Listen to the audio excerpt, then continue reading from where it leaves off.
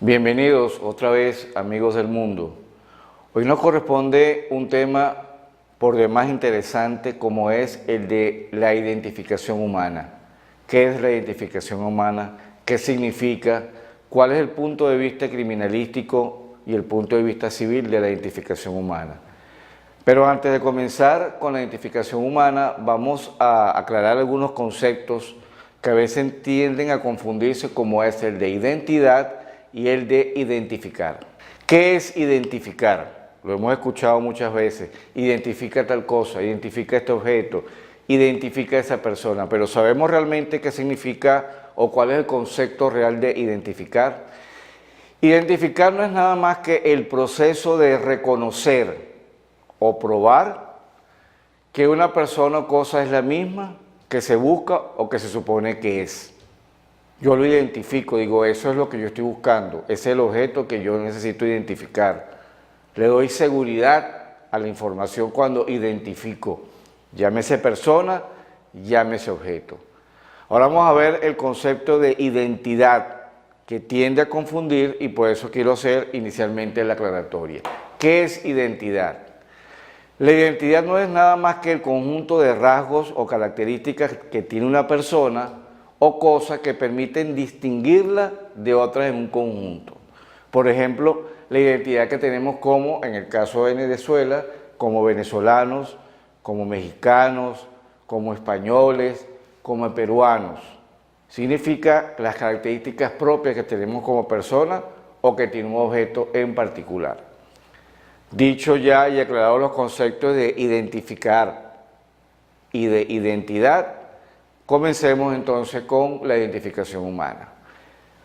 Como siempre, debemos conocer los antecedentes históricos de la identificación humana, los precursores o personas que aportaron significativamente información científica, humanística, veraz sobre la identificación humana.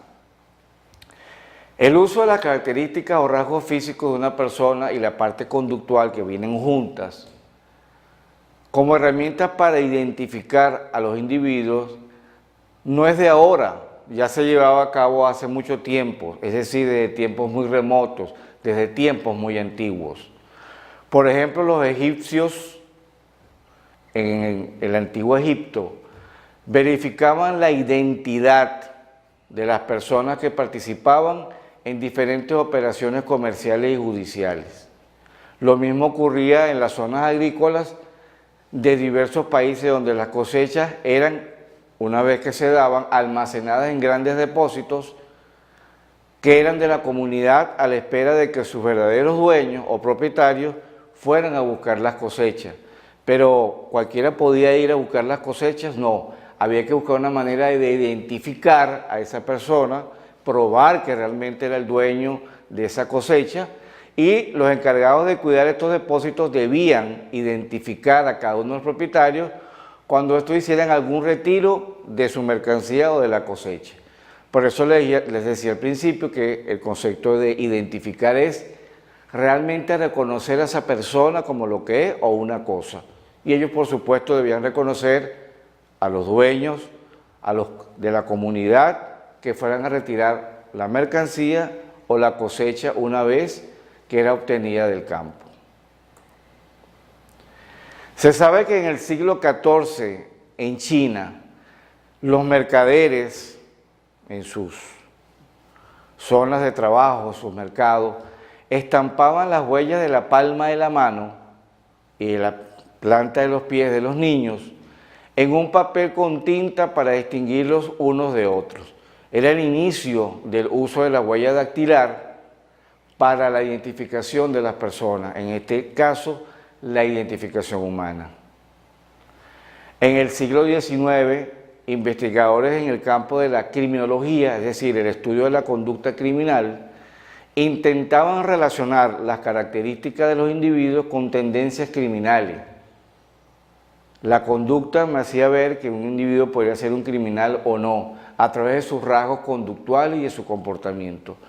Por ejemplo, uno de los grandes precursores en el área de identificación humana, como lo fue Alphonse Bertillon en París, creó un sistema importante para la época que se llamaba la antropometría, que era un método para identificar a las personas o los individuos basados en registros detallados de las medidas de su cuerpo. Más adelante vamos a ver un poco más detallado qué significaba el vertillonaje creado por Alfonso Bertillon.